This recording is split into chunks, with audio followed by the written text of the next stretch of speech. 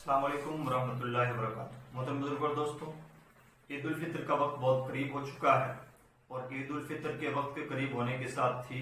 मुसलमानों में एक नई बहस ने जन्म ले लिया है कि ईद की नमाज हम घरों पर अदा कर सकते हैं या नहीं। इस सिलसिले में उलमाए देवबंद ने जो मौक़िफ़ अपनाया है वो फ़िक़्ह हनफी के बिल्कुल खिलाफ ये अपनाया है कि जुमा की नमाज भी और ईद की नमाज भी घरों में अदा की जा सकती है। इस पर फ़िक़्ह हनफी को फॉलो करने वालों को तो कोई हक नहीं पहुंचता था कि वो अपनी कोई बात रखते। उलमाए देवबंद ने किस बुनियाद पर यह मौक़िफ़ अपनाया है इसकी वज़ाहत तो वही करेंगे। हम इतना ज़रूर कह सकते हैं,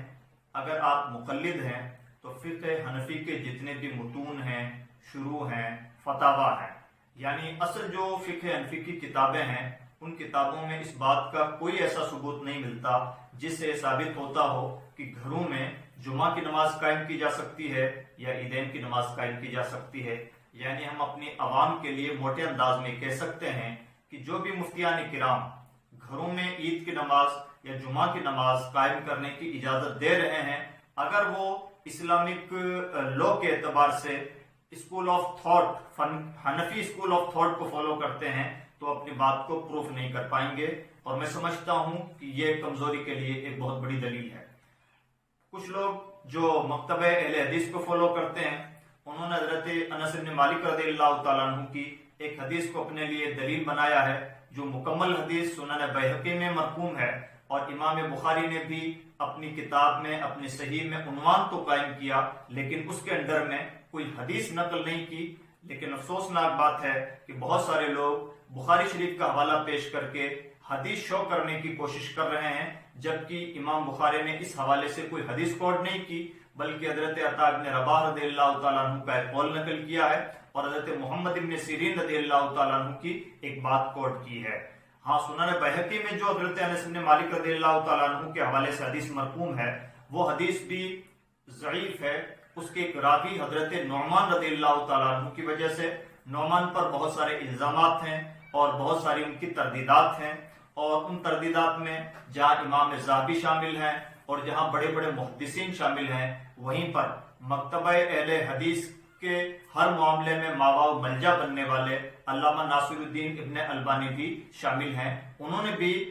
उस हदीस को ज़ईफ़ करार दिया है। यह अफसोसनाक बात है कि उस ज़ईफ़ हदीस की बुनियाद पर मकतबा अहले हदीस के लोग किस बुनियाद पर इस्तेदलाल करते हैं। अब ये जहां तक हदीस की बात है, अगर ज़ईफ़ हदीस भी है तो ज़ईफ़ हदीस आमाल में दलील नहीं बनती, खास तौर पर वाजिबात में और फ़राइज़ में और अकाइद में इस तरह की अहादीस दलील नहीं बन सकती। हालांकि उसका कोई मुताबिक भी मौजूद नहीं है। ये एक इल्मी बहस है। अगर इल्मी नुक्ता नज़र से हम उस हदीस का जवाब भी हनफी स्कूल ऑफ थॉट के एंगल से देना चाहें तो उसका जवाब यह है कि हजरत अनस इब्न मालिक रज़ियल्लाहु तआला अन्हु ने जो कुछ भी किया वो दरअसल उनका अपना एक इज्तिहाद था। एक बात। दूसरी बात यह है कि हजरत अनस इब्न मालिक रज़ियल्लाहु तआला अन्हु बसरा के करीब जिस जगह पर रहते थे, इमाम बुखारी ने भी अपनी बुखारी में इस बात को कोट किया है कि वो जाविया नामी जगह पर रहते थे। और जाविया कोई देहात नहीं है या उनका पर्सनल मकान नहीं है, बल्कि एक पूरा शहर था और वहीं पर हजरत अनस इब्न मालिक रज़ियल्लाहु तआला अन्हु एक किले में रहा करते थे। तो एक किला है, एक शहर है और शहर की आबादी में एक अजीम शान आलिम दीन, एक बहुत बड़ा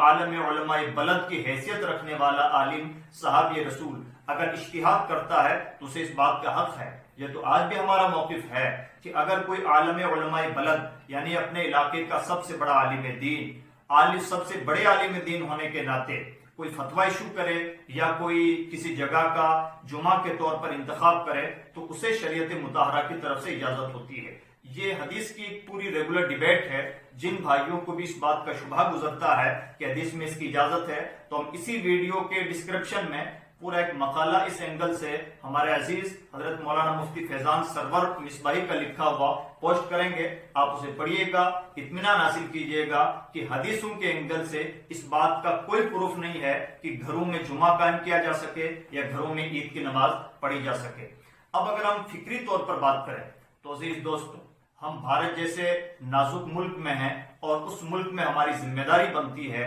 कि हम शाआइर इस्लाम को जितना ज्यादा जिंदा रख सकते हैं वो जिंदा रखें اور شاعر اسلام میں سے عظیم ترین شعار ہے عیدین کی نمازیں، بلکہ علامہ ابن رجب حنبلی نے اپنی کتاب فتح الباری شرح بخاری میں، بخاری شریف کی 2 شرح ہیں، ان دوسری شرح علامہ ابن رجب حنبلی کی ہے فتح الباری ہی کے نام سے، اس میں علامہ ابن رجب حنبلی نے لکھا ہے کہ جمعہ کا مقصد ہی اسلام کا شعار ہے، یعنی جمعہ کا مقصد اشتہار ہے، اسلامی شعار کا اظہار ہے، یہ ظاہر کرنا ہے کہ اسلام کی اپنی ایک شان و شوکت ہے۔ یہی وجہ ہے کہ نہ ہر جگہ جمعہ ہو سکتا ہے اور نہ ہر کوئی جمعہ قائم کر سکتا ہے۔ جمعہ قائم ہونے کے لیے مقام بھی بہت بلند و بالا چاہیے، اور جمعہ قائم کرنے والے یعنی مقیمین جمعہ بھی بہت بڑی حیثیت کے حامل ہونے چاہیے۔ ہر ایرے گیرے کی اجازت سے جمعہ قائم نہیں ہوتا، اور یہی وجہ ہے کہ یا تو شاہ اسلام، بادشاہ اسلام جمعہ قائم کرے گا، یا اس کا کوئی نائب یا اس کا کوئی نمائندہ جمعہ قائم کر سکتا ہے۔ ہمارے اس دور میں جب کہ یہ تمام چیزیں نہیں پائی جا سکتی، عالم علماء بلد اپنے علاقے کا جو سب سے بڑا عالم دین ہو، عالم ربانی ہو، اسی کو جمعہ قائم کرنے کی اور عیدین قائم کرنے کی اجازت ہے۔ اگر ہم گھروں میں جمعہ اور عیدین کی نماز کے حوالے سے بات کریں تو عزیز دوستو، گھروں میں جن کو ہم امام بنا رہے ہیں اس کا عالم علماء بلد سے کوئی لینا دینا نہیں، اور نہ اسے عوام الناس منتخب کر رہی۔ اگر کہیں عالم علماء بلد یعنی اپنے علاقے کا سب سے بڑا عالم دین کسی کو جمعہ یا عید کی نماز قائم کرنے کی اجازت نہیں دے رہا ہے تو اس کا تھرڈ آپشن یہ ہوتا ہے کہ تمام امت، تمام لوگ، تمام حاضرین، تمام نمازی مل کر کے کسی کا انتخاب کریں، اور جب ہم گھروں میں جمعہ قائم کر رہے ہیں تو وہاں نہ تمام نمازیوں کا سوال ہے، وہاں وقتی طور پر چند نمازی ہیں، اور نہ ہی وہاں پر اسلامی شان و شوکت کا جو اظہار ہونا چاہیے وہ اظہار ہے۔ اگر فکری طور پر ہم بات کریں تو بھارت میں آہستگی کے ساتھ ہمارا کورٹ بھی بڑی تیزی کے ساتھ ان باتوں کو پروف کر رہا ہے، بار بار پروف کے طور پر ان باتوں کو پیش کرتا ہے کہ یہ چیز اسلام کا لازمی حصہ نہیں۔ گزشتہ دنوں اذان کے سلسلے میں یہ رویہ اختیار کیا گیا، اس سے پہلے داڑھیوں کے معاملے میں بھی یہ رویہ اختیار کیا گیا، اور یہ بات بطور پروف کہی گئی کہ داڑھی اسلام کا لازمی حصہ نہیں۔ اگر آج ہم نے گھروں میں جمعہ اور عیدین کی نماز قائم کرنے کی اجازت عام کر دی، بہت ممکن ہے آنے والے کسی زمانے میں ہمارا ہی کورٹ ہمارے خلاف اس بات کو ایز اے پروف پیش کرے کہ اسلام کا لازمی حصہ نہیں کہ جمعے بڑی جماعتوں کے ساتھ ہوں یا عیدین کی نمازیں کھلے میدان میں ہوں یا عیدگاہوں میں ہی ہوں۔ یعنی فکری طور پر بھی یہ بہت اہم بات ہے جس پر بہت سنجیدگی کے ساتھ توجہ دینے کی ضرورت ہے۔ اور اسی طرح سے ایک بہت خاص بات یہ ہے کہ گھروں میں جب ہم جمعہ قائم کریں گے تو وہاں جمعہ کی شرطوں میں اور عیدین کی شرطوں میں، دونوں کی شرطیں چونکہ سملر ہیں، تو ان شرطوں میں بہت بڑی شرط ہے اذن عام۔ اذن عام کا مطلب ہے کوئی ایرا گیرا، کوئی نتھو کھیرا، کوئی بھی کہو مہ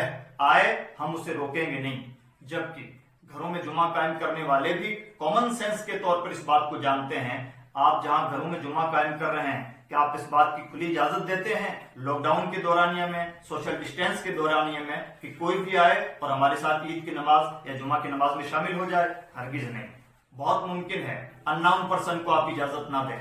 اجازت نہ دینا اس بات کی نشانی ہے کہ آپ کے یہاں اذن عام نہیں، اور اذن عام نہ ہونا اس بات کی نشانی ہے کہ آپ کا جمعہ اور آپ کی عید کی نماز مانی نہیں جائے گی۔ یہ بہت بڑی فکری غلطی ہے، اجتہادی غلطی بھی ہے، علمی غلطی بھی ہے، فکری غلطی بھی ہے۔ اس کو ہمیں ایکسیپٹ کرنا چاہیے، اور اس سلسلے میں جو حنفی ہیں، جو مقلد ہیں، انہیں حنفی اسکول آف تھاٹ کو فالو کرنا چاہیے، اور جو غیر مقلدین ہیں، جو اپنے آپ کو اہل حدیث بتاتے ہیں، ان بھائیوں کو بھی چاہیے کہ کوئی صحیح حدیث تو لائیں،